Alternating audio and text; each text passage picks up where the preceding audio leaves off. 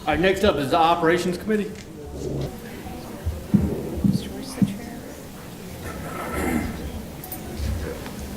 Yeah. Yeah. Green, are you going to lead this? Oh, I'm sorry. Operations? Oh, I thought I just had policy. Okay. Well, I'm happy to do it. I just thought, okay, sorry about that. I'm not falling down on the job, not yet. All right. So the first report we'll have is the facility use and rental guide. Could I move to approve the FY20 facility use and rental guide I will second. and direct staff to bring future year guides forward for approval only if there are any rental rate or significant changes? And can we discuss that part?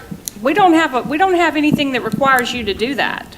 In fact, you have a policy that is silent on bringing it forward. So if we're going to have something to do with how the staff communicates the facilities guide, I think it should be incorporated in policy KH that we improved in 2016 to discuss the facilities guide, rather than just a random board minutes that say that. Because right now, I've read it. It says you're supposed to be giving us quarterly reports for particular uses, but there's no requirement to get approval from us. Jeff?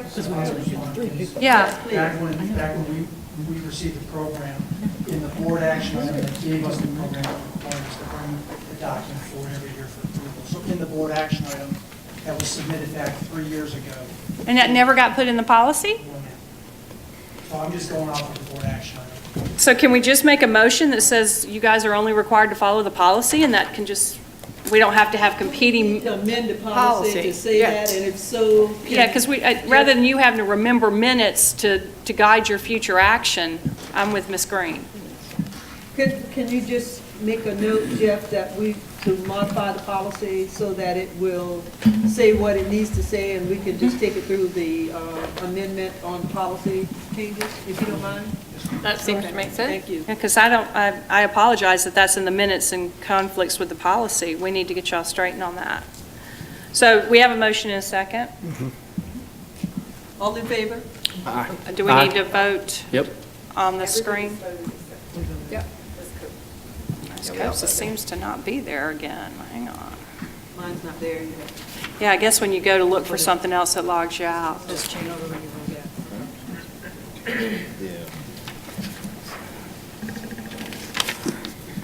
Everybody voted? Yes.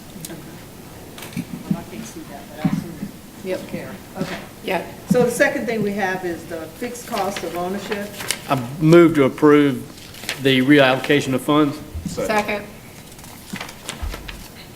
So vote on the machine. And this is B, correct? Correct.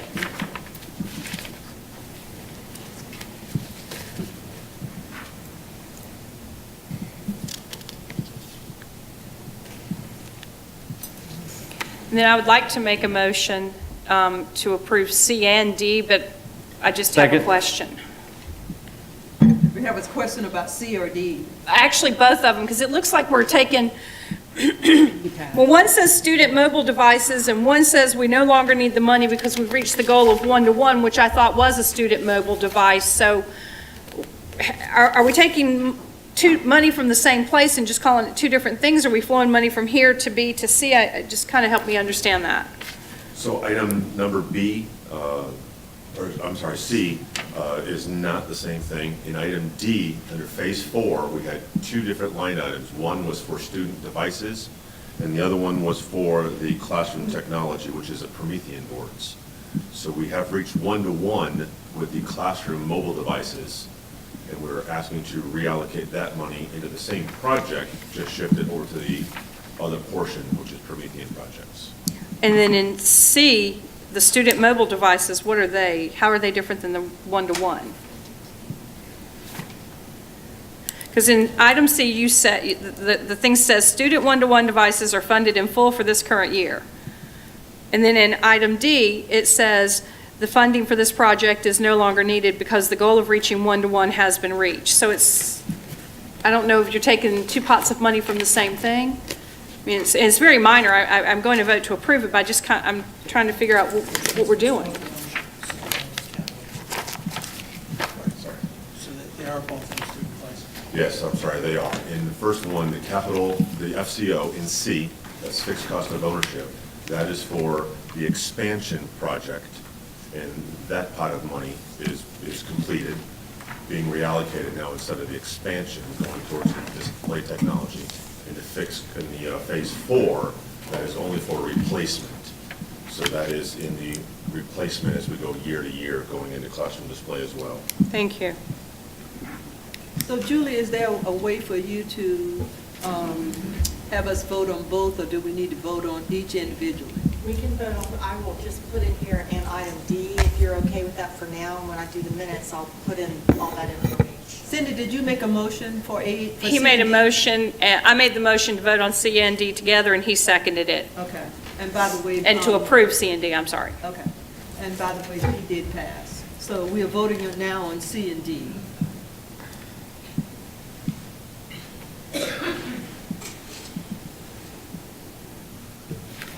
I move to approve the reallocation in E. Second.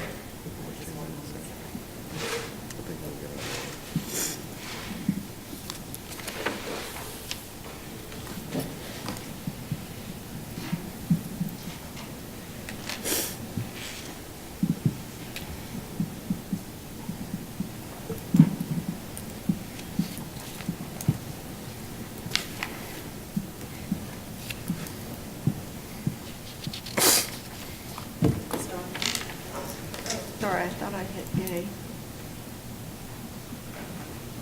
Okay.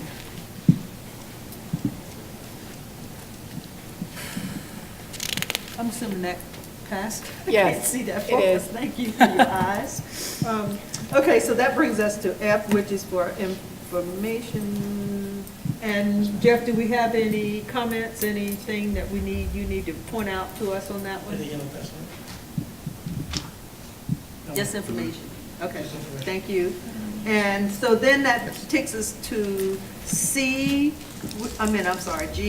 which is the transportation report, and I think we are being asked to.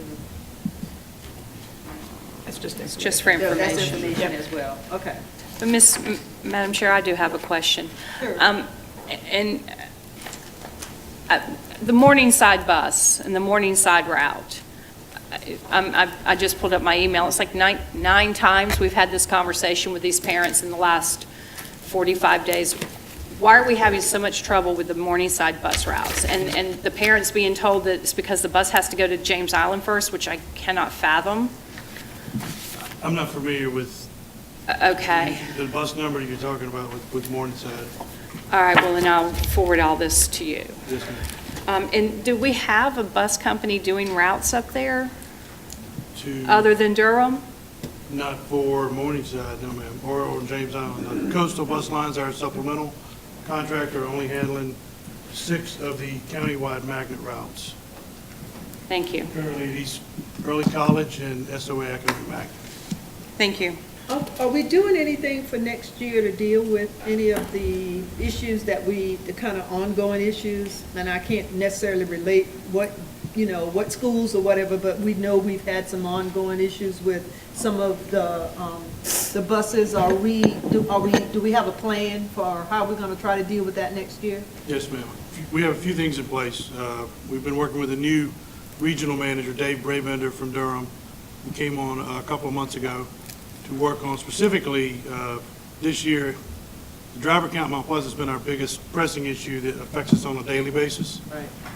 It's one of those things that's, until they get the drivers, it's not fixable, meaning everything else we have in the county that is an issue that we can deal with, we can touch and find out what the problem is and actually fix it or at least mitigate it. But with the driver count issue, it really is going to be for Durham to put together a good, which they have, recruiting plan for this summer, and then starting place for next year. And then the other part of that is just to make sure that, from a management perspective, that they bring in the right people to do that job. So we know we have some management weaknesses that were, revealed when you have a crisis and you don't manage the crisis very well. We've outlined some of those to their management, and they've taken actions to rectify some of that already. Plus, Ms. Green, plus we have our Transportation Ad Hoc Committee that is looking at making some recommendations about how we should, not that we have another year in the Durham contract, so it wouldn't necessarily impact that, but beyond that, so.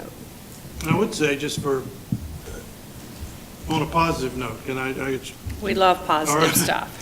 you know, we had this story about the number of complaints and the things that we've had, but I think we've got a system set up where we hear from our customers and we get back with them, and I think that's very important, and the fact that you shouldn't be hearing that we're not talking to them.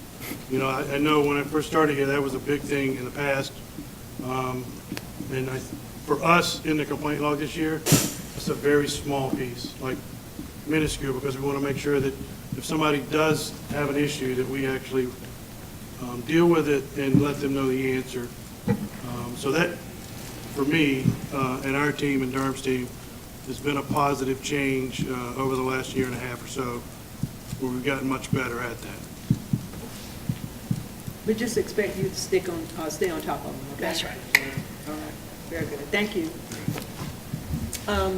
Any other questions regarding operations? Okay, Jeff, you're unscathed today, so. Thank you.